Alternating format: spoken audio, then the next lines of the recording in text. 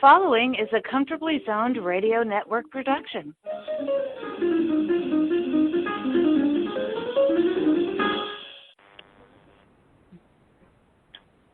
Thank you, Tally Olson. We are back talking vintage sports in the zone.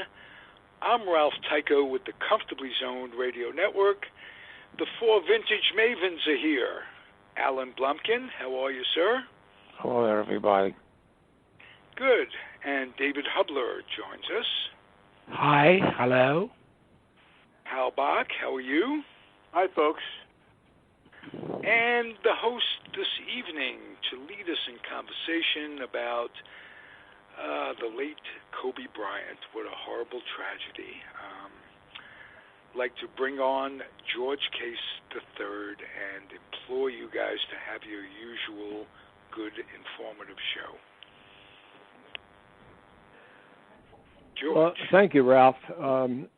Tonight is a little bit of a different format for us. I just thought with the recent very tragic death of Kobe Bryant, we could talk a little bit about Kobe, his legacy, his wonderful talent, the fact that he was, actually killed in this helicopter crash with his daughter, who was an up-and-coming young basketball player, and they were heading to a basketball tournament. I just thought it would be something that we could talk about. Living in the Philadelphia area, I've known about Kobe for years and years, and I just thought that it would be appropriate tonight if we could spend a few minutes talking about his life.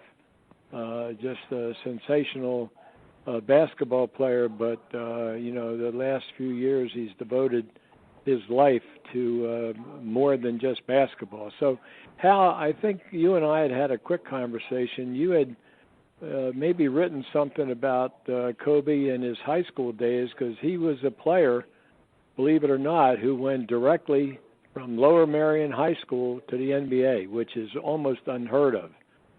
So, Hal, if you want to just touch on that a little bit about, your knowledge and your remembrance of Kobe as a high school basketball player.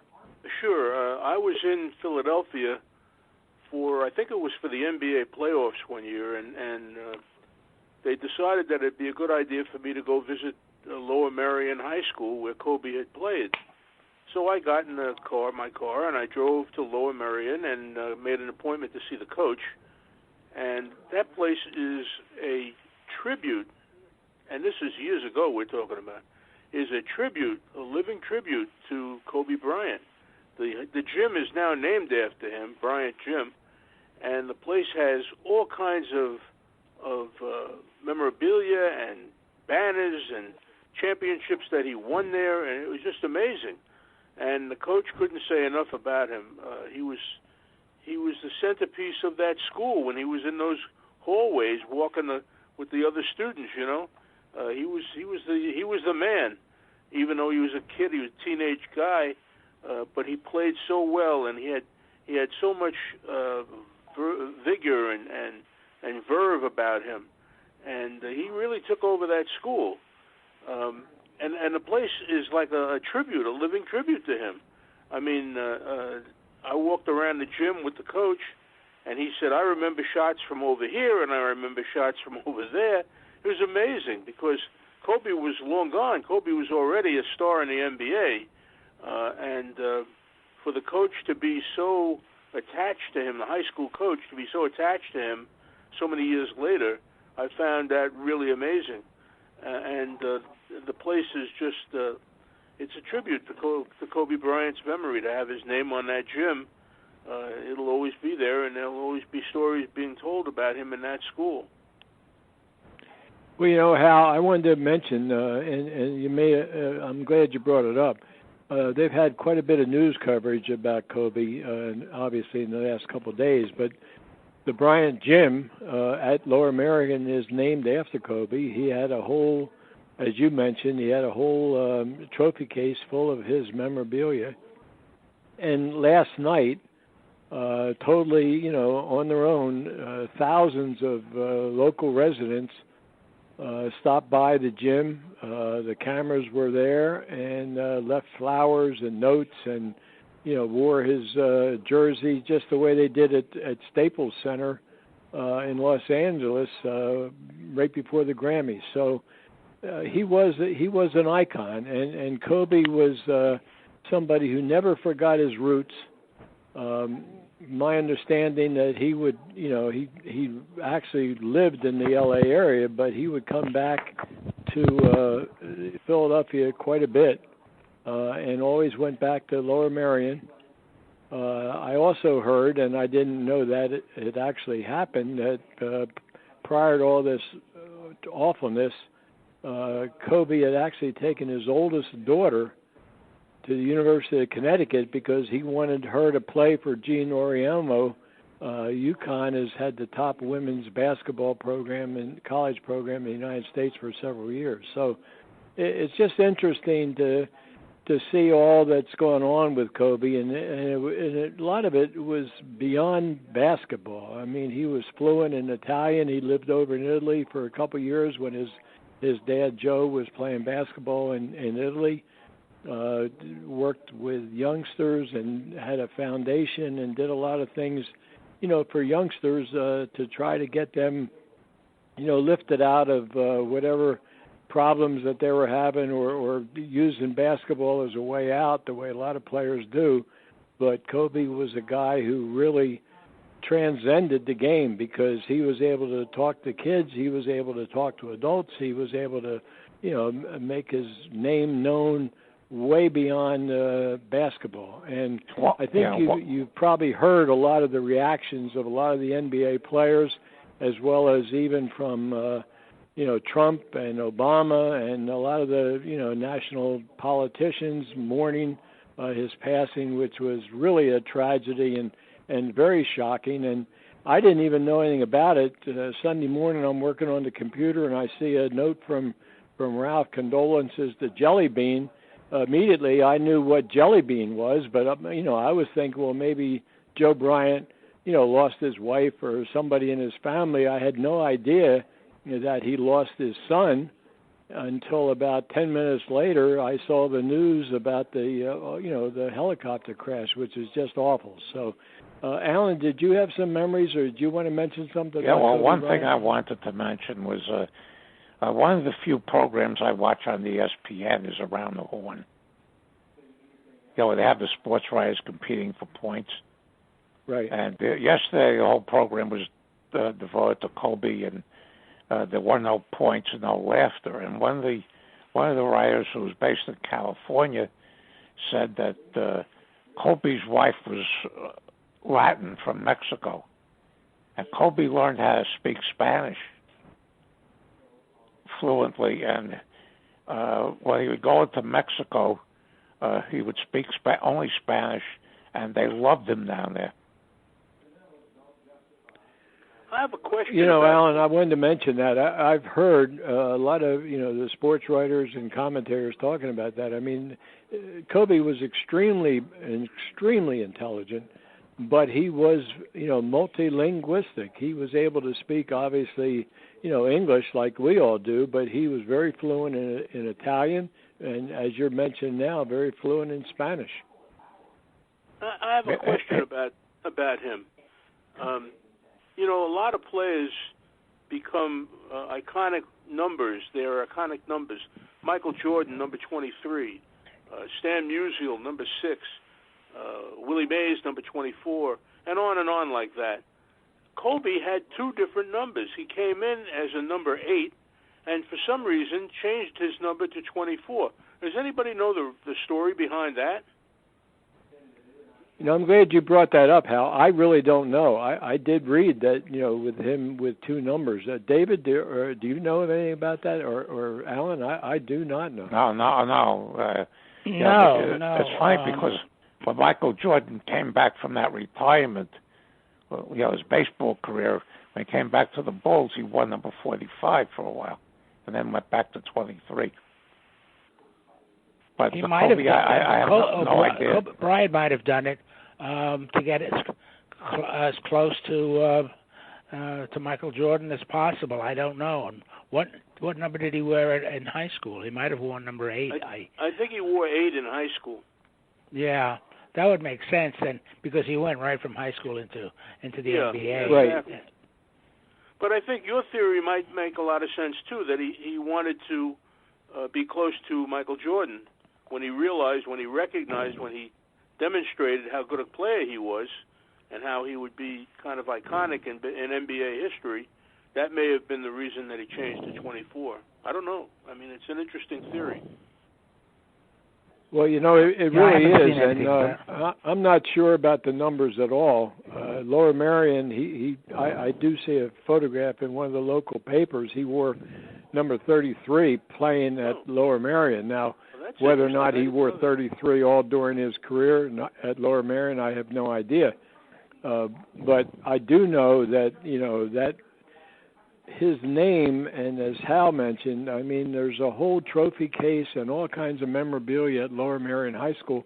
And this was long before any of this stuff that happened recently. I mean, this was just what I guess Kobe had donated a lot of his stuff, to Lower Merion High School when he came back. And they used it around the gym and the trophy case and that kind of thing. So, I mean, he was, a legendary player in the area. You've got the Wilt Chamberlains and those great players, but he was standalone as far as the greatness going directly from high school to the pros. And Wilt Chamberlain, played at Kansas, so he didn't make that jump. Very few players have made that jump from high school. And he was. I mean, he was a standout. Lower Merion defeated Chester, which is the traditional power in high school basketball in Pennsylvania. And Kobe's senior year, Lower Merion was the state champions in Pennsylvania, defeating Chester. So, I mean, he went from a high school phenom to the NBA, and I think it took him 2 or 3 years before he became a starter with the Lakers, but his entire career, playing in the NBA at a very high level. And I believe, if I'm mistaken, please let me know, but I believe his last game in the NBA, believe it or not, when he announced his retirement, he scored 60 points. Right. That's correct. They fed him all game. And speaking of Philadelphia basketball, it's ironic because Saturday I watched a documentary on the Yes Station, which is the Yankee station, for an hour on Earl Monroe. They interviewed him extensively, and he was out of Philadelphia also. It's amazing that this horrible tragedy that took place on Sunday came some 24 hours after LeBron James passed Kobe for number 3 in the all-time NBA scoring list. And right. It's just that the same time for that to happen, it's just remarkable. It's you wonder about things like that. I do. Well, you do, Hal, and you know what? I think that from what I understand, LeBron was distraught because one of the things that before he even learned of what went on, but he had received the night before, an email or a congratulatory note from Kobe, and calling him my brother, and the fact of congratulating him on surpassing, his record. I guess now becoming number 3 or whatever, but that's the kind of guy he was. And a lot of those NBA players were heartsick, the superstars and LeBron and Michael Jordan and Shaquille O'Neal. And I mean, they all felt very close, to Kobe because he was so highly, people loved him and just a great, great player. Not one-dimensional. I mean, he did it all. He was terrific defensively. He could, shoot from the outside. He could move from the inside. He was just a tremendous all-around athlete. Correct me if I'm wrong, but when Kobe played for the Lakers with Shaquille O'Neal, there was something of a rivalry there, wasn't there?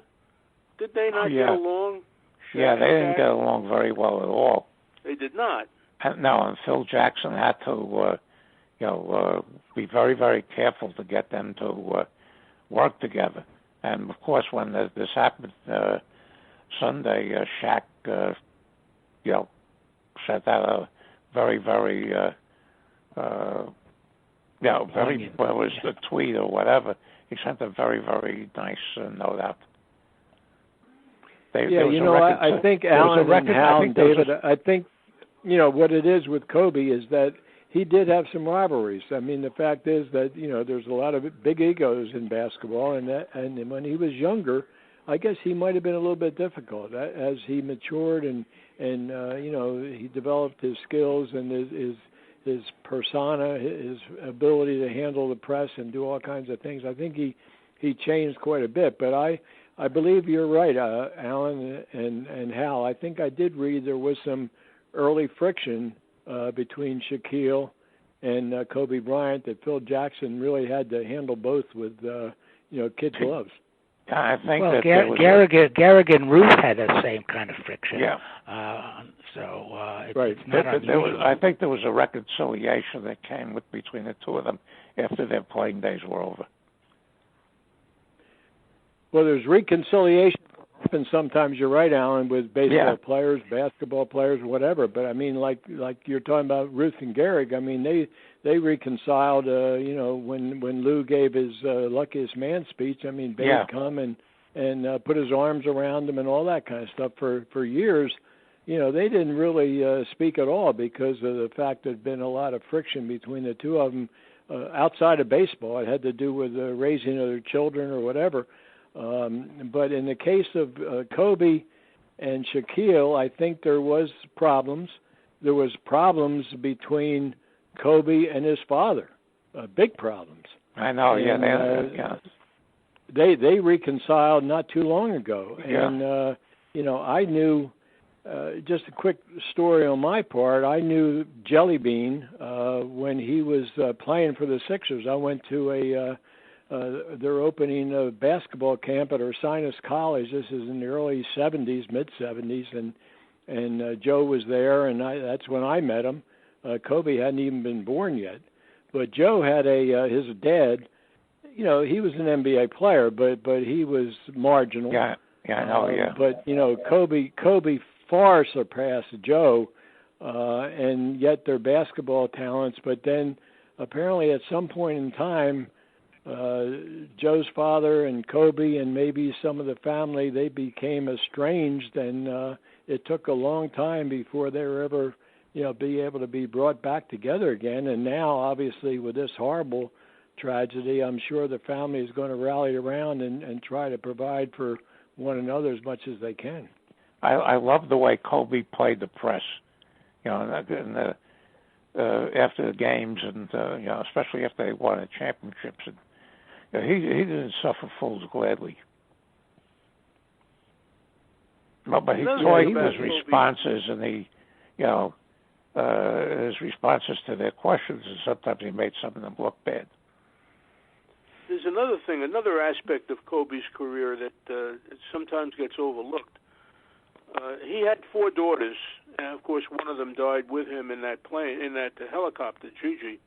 He had 4 daughters, and he embraced women's basketball, the WNBA, which many NBA players kind of turn their backs on. This is not real basketball. This is not what we play. But Kobe was very inclusive in terms of the WNBA. I saw an interview with him where he was asked if any of the WNBA players were good enough to play in the NBA, and he was effusive. He said, "Oh, absolutely."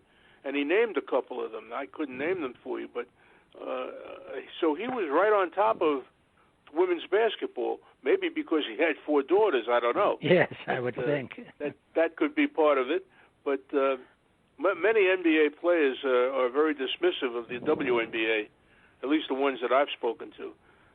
But Kobe was not. Kobe thought the WNBA was a great product. One of the things I thought of early on is, we always remember what we think when we first hear about these things. I immediately came to mind to me was Maurice Stokes, another great basketball player who died way too young, and it was one of the early black players in the league. and his career was cut short by his illness, and so that came to mind to me immediately. I was thinking of just ending like that. It was. But very tragic. David, the Stokes thing lingered for many years, and Jack Twyman kind of adopted him and started a benefit game for him up at Grossinger's, I think, or one of those resorts up in the Catskills. I saw a couple of those games. So he didn't die suddenly the way Kobe did. Kobe was here Saturday night, and Sunday he was gone. Yeah, but Stokes lingered for many years. Yeah, but he did. I think Maurice Stokes. You're absolutely right, Hal. Maurice Stokes did linger, and Jack Twyman was. I guess he started when I think he played with the Cincinnati Royals. And, he was a star there. Right. And he really got behind. He basically raising became all kinds of money. guardian. Right. Well, he adopted him. Yeah. He legally adopted him as a legal guardian. Yes, toward the end, when Stokes was, practically immobile, couldn't do anything. But the ones that came to my mind already, in fact, the Daily News today had another sad day, and they brought back the Thurman Munson plane crash from 1979. And the other ones, the three other ones that struck me were Roy Halladay, Rocky Marciano died in a private plane crash at the age of 46, and the one that really affected me for a couple of weeks before I could even accept it was real was Clemente. Of course. And don't forget that the Clemente Indians thing was, he was on a mission of mercy, Clemente, and that was, I think, New Year's Eve or something, and he was, had a flight to Puerto Rico or Nicaragua or someplace to deliver. He was bringing relief after the earthquake down there. And the first thing when I woke up New Year's Day, the first I put on WINS, which was a 24-hour news to get the weather. And the first thing I hear on that station is about Clemente. I was in a day. I felt like I was such a fan of his. I felt like I was a member of my family had gotten killed. I walked around several weeks before I could accept that it was real. I forget which year it was, but there were about somebody mentioned Munson and of course Clemente. Both of them were struck down while they were active players. Kobe's been out of the game for several years, and yet the reaction to Kobe's death, I think, was even stronger than it was to either Clemente or Thurman. Because here in New York, Munson, of course, there was a huge outcry and everything about him. But nationwide, basketball has become a worldwide sport. And Kobe in his last few years transcended basketball, and he turned his whole life around. He became a mentor, because I was in Denver for the Sabre National Convention when he was busted for that rape charge that finally got dropped or settled, and he's turned his whole perspective around and became beloved. I mean, he almost became a Babe Ruth figure in the NBA, where he's just loved by everybody. What, Alan, what you're saying is, I agree with that, and just the local coverage here in Philadelphia, and then watching, CNN and watching Fox. I mean, all the channels, all the cable channels, all the local channels. I mean, they really talked about his greatness. Not only in basketball, but off the court, and how he had matured and how he really treated everybody with respect. They had a couple former sportscasters who had done interviews with Kobe, and how much, they appreciated that he gave them the time, and, just wouldn't say no. And if somebody wanted to talk, he would do it. And, he went to a lot of events and fundraisers and all kinds of things. So, I mean, he was idolized by millions, and like you're saying with Clemente, you had that sick feeling in your stomach and couldn't believe it, and I think that's basically, what people were feeling about Kobe too, because he was an icon. I mean, he was in the papers and everybody knew about Kobe Bryant. And all of a sudden you take him and what Hal's saying, I mean, he'd been out of the game for a year or two, and yet, his death is just devastating to so many people because he was a young, vital, man just entering, as some people said, the second phase of his life. The first phase was playing in the NBA, and now the second phase would have been him as a person transcending basketball. There was a thing on the wall. Alan made the point that basketball has become an international sport, thanks in large measure to a man we just lost a couple of weeks ago, the Commissioner David Stern. Right. It's ironic that we would have two major figures from the NBA die so close together. And Kobe was like an international figure. We said before that he learned Italian. He went to Italy and lived with his father, who was playing over there. He became kind of more than just your basic NBA superstar. He was kind of like almost a spokesman for the NBA. In fact, I saw something online today. There is a movement afoot that I don't think is going to go anywhere, but there's a movement afoot to replace the Jerry West logo that the NBA has had for 100 years, replace that with a Kobe logo for their logo. I don't think that's going to happen because the NBA logo is so iconic and people recognize it right away. It's Jerry West dribbling, but absolutely. The fact that they even mention it, that Wilt Chamberlain was a pretty good player. Nobody mentioned it about him. Right. When he died. I mean, Hal, I had heard that today too, and I felt the same way. I said, well, there's so much involved. You're going to change the, logo and all the trademarks and everything else, but it was a very nice gesture, and maybe it will and maybe it won't. But the fact is that it was talked about, and you're absolutely correct. I mean, Wilt Chamberlain, in all that he did in basketball, nobody ever considered having him as the logo. Of course, Wilt wasn't the greatest guy with the press either. So I mean, that probably is part of it. But the fact is that Kobe was so highly thought of that this possibility of an NBA logo honoring him, it's very interesting. I mean, it's interesting too that the two guys that actually jumped from high school, LeBron James and Kobe Bryant. That's right. They did so well. I mean, the first thoughts were, well, he's not going to make it. But this was for both of them. He's had a high school, hasn't had any college experience, but both of them actually, blossomed right there in the NBA in front of everybody. They sure did, David. Absolutely, and you're talking about greatness of players. There's another example. As great as Michael Jordan was, his apprenticeship was playing at University of North Carolina. Right. He didn't jump from high school to the NBA. So with Kobe and with LeBron James, I mean, that is so rare.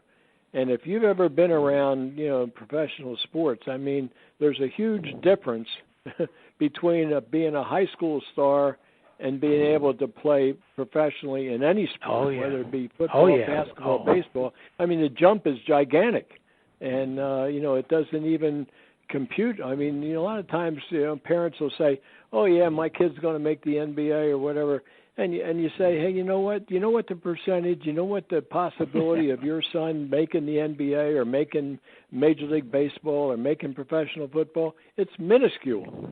It just is absolutely minuscule." So, and a guy like Kobe to jump from the high school ranks as a star and really become an icon in the NBA, I mean, that was huge. Yeah. Before we close, I want to read a little something before we end. So we can keep going for a bit. I guess we have time. But I was thinking of that the two of them, both, they matured in front of us. Both came in as kids, especially Kobe Bryant, because I think he wasn't the big dominating guy like LeBron James, at least initially. But it's really strange. And just to go back a point or two, and Hal, you'll remember, because my mind keeps slipping around. The Yankee pitcher who died in a plane crash in Manhattan, part of the building. Yeah, Corey Lytle. Yeah. Mm-hmm. Yeah, and he was with a couple of people in there too.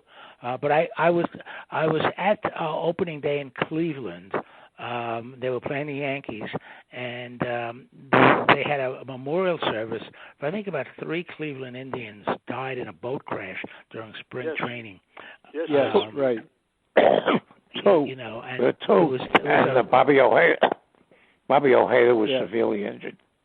And then I was ran into a fear or something in the darkness. Yeah. Right. Then I was back in New York about a week and a half later so they had a ceremony for them in Cleveland, of course, and then I came back to New York and they were playing the Indians opening day, which is unusual, and they had a second ceremony, and in both cases it was very, very emotional.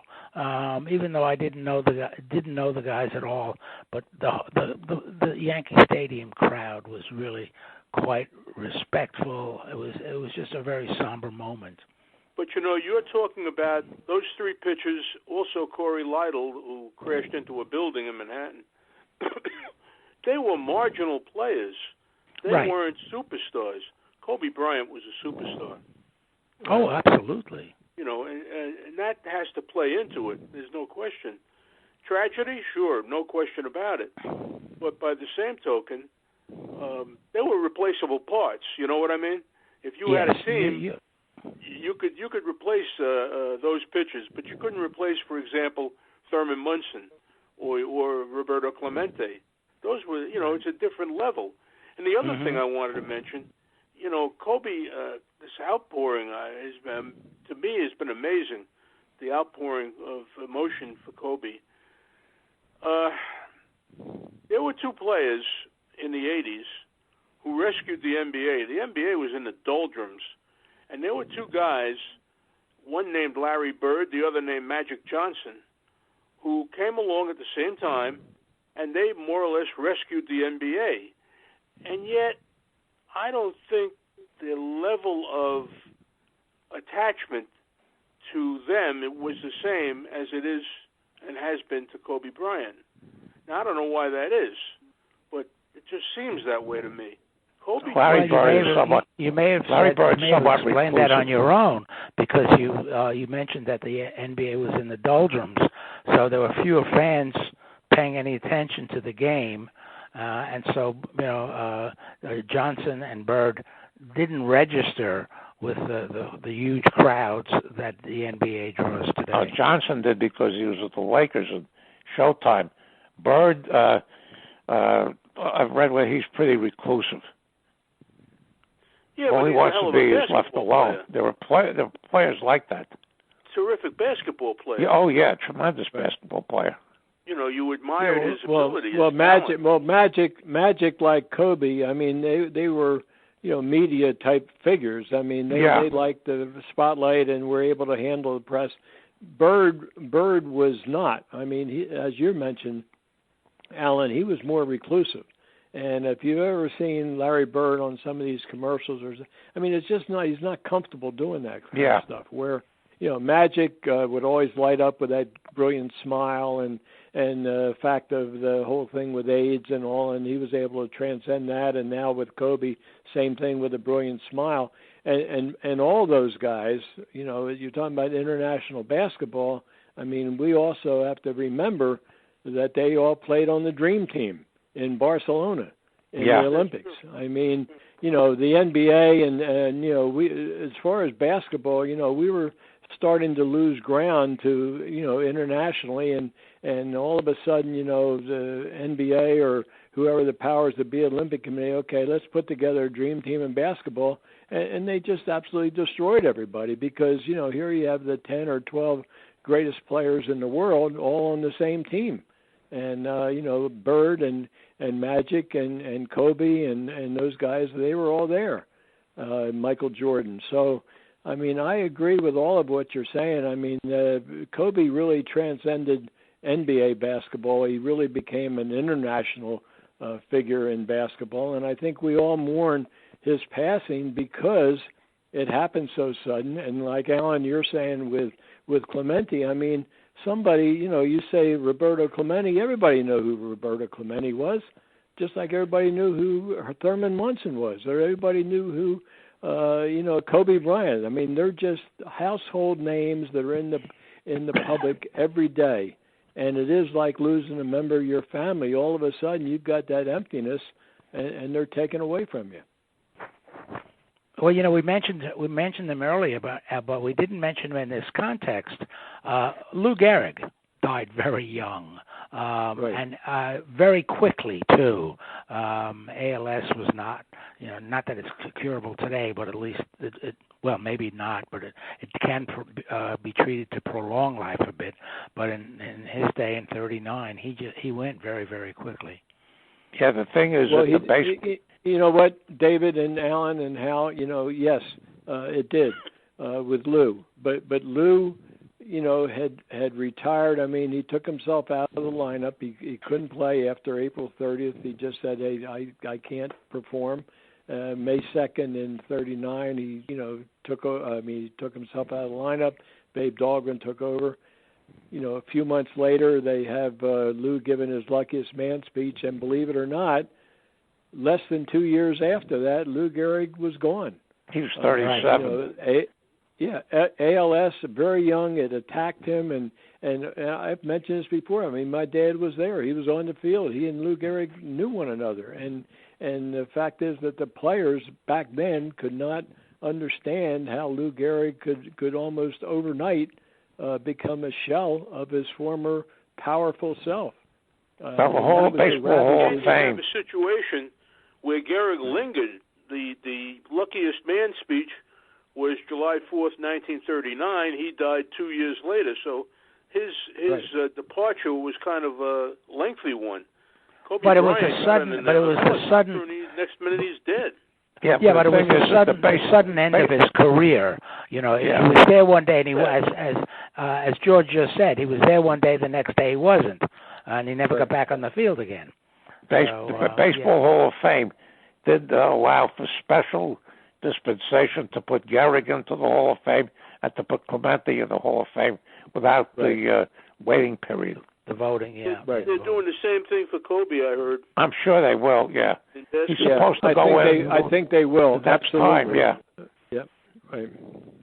And the other year they had something else. We're talking about this, and you mentioned Clemente and Kobe and as far as the Hall of Fames, but what about Thurman Munson? Why has he been either overlooked or not considered? I mean, he was an icon at the time. Alan, what are your thoughts about that? I think the thing is, A, his career wasn't long enough. Right. And B, a lot of people don't like the Yankees. Well, but mostly they don't feel his career is transcends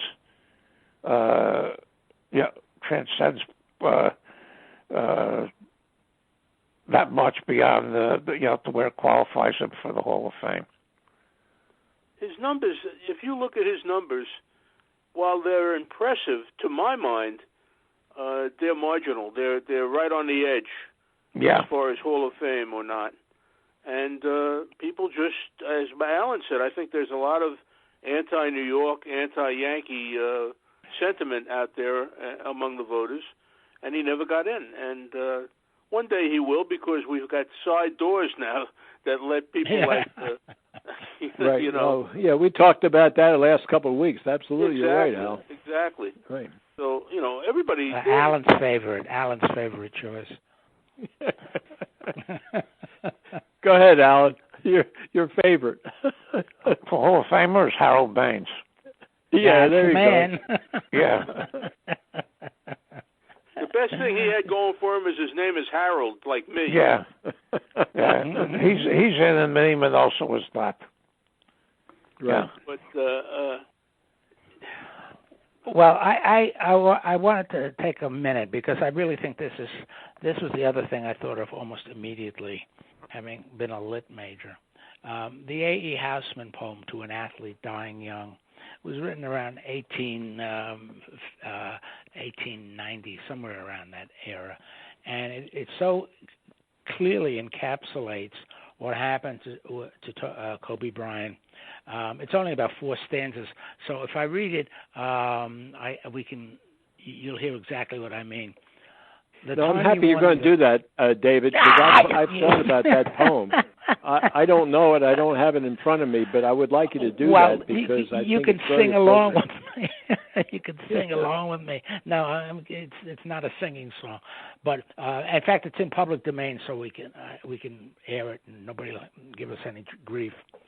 But it was written by A.E. Houseman, an Englishman. And of course, in those days, the foot racing was the big sport, and cricket. But anyway, it goes. It's only about 5 short stanzas. The time you won your town race, we cheered you through the marketplace. Man and boy stood cheering by, and home we brought you, shoulder high. Today the road all runners come. Shoulder high we bring you home, and set you at your threshold down, townsman of a stiller town. Smart lad, to slip betimes away from fields where glory does not stay. And early though the laurels grow, it withers quicker than the rose. Eyes the shady night has shut, cannot see the wrecked cut, and silent sounds no worse than cheers, after earth has stopped the ears. Now you will not swell the rout of lads that wore their honors out, runners whom renown outran, and the name died before the man. So set before its echoes fade the fleet foot on the sill of shade, and hold to the low lintel up the still defended challenge cup. And round that early laureled head will flock to gaze the strengthless dead, and find unwithered on its curls the garland briefer than a girl's. That's it. David, thank you. That's beautiful. And did he write that? I mean, I've heard that many times talked about, but did he write that about any particular individual? I don't know. No, I don't.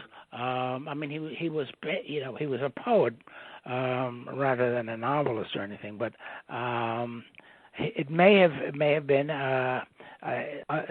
The volume was from a Shropshire lad, which is a collection of his poems, and he was sort of a little bit obsessed with death, like many poets are, and youth.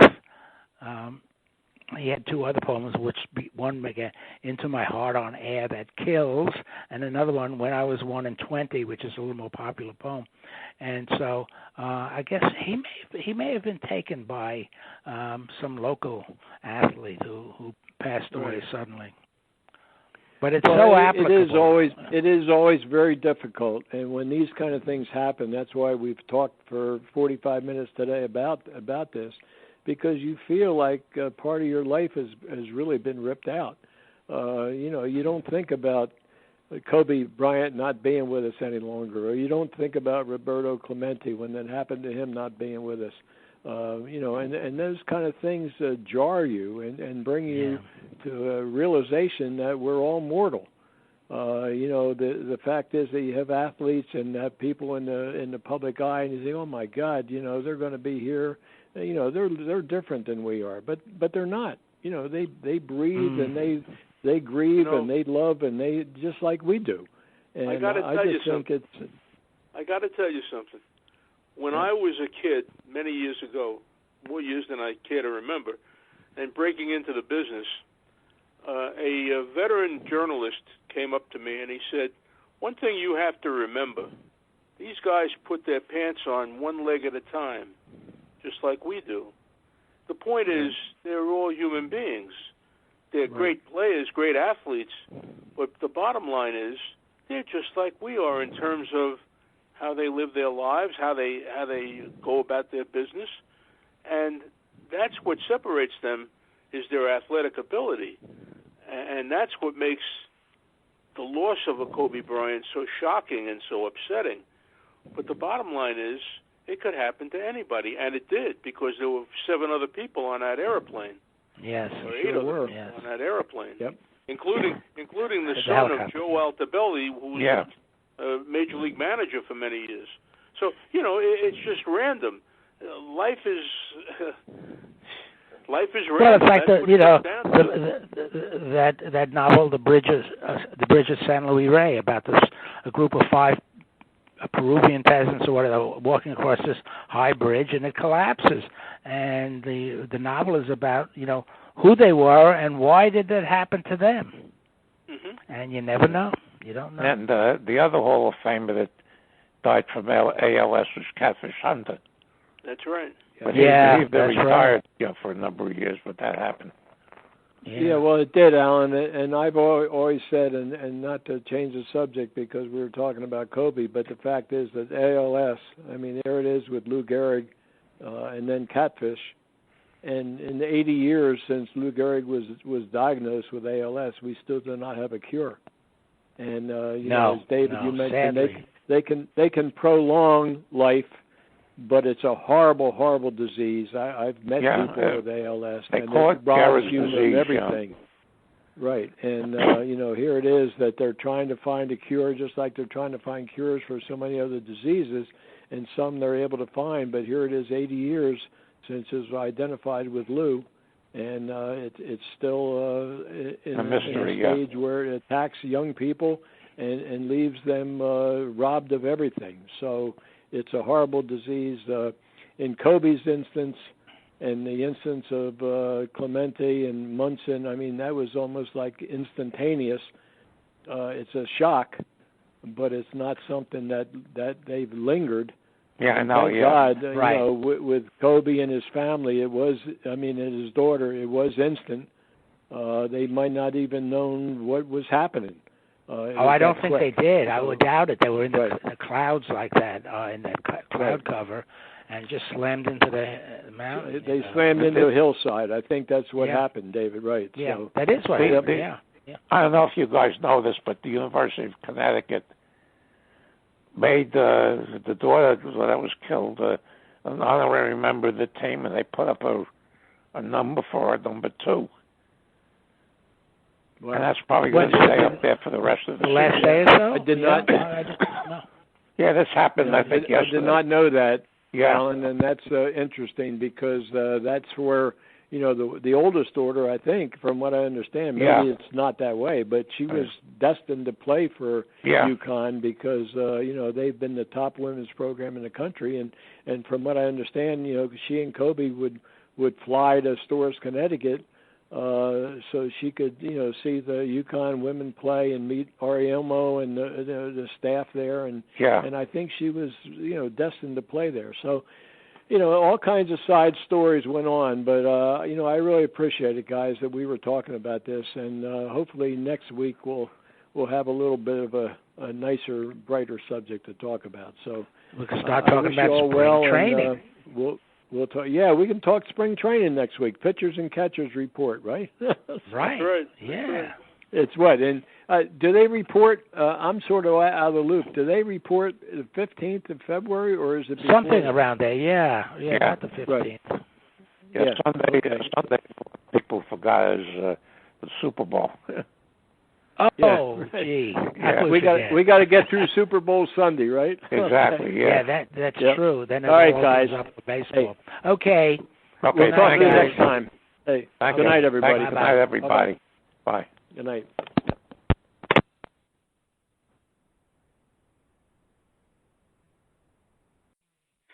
The proceeding has been a Comfortably Zoned network production. You are advised to keep your dreams wet, your humor dry, your children and grandchildren out of military recruiting offices and off the laps of clerics who wear dresses. Thank you for listening, everyone. Happy trails.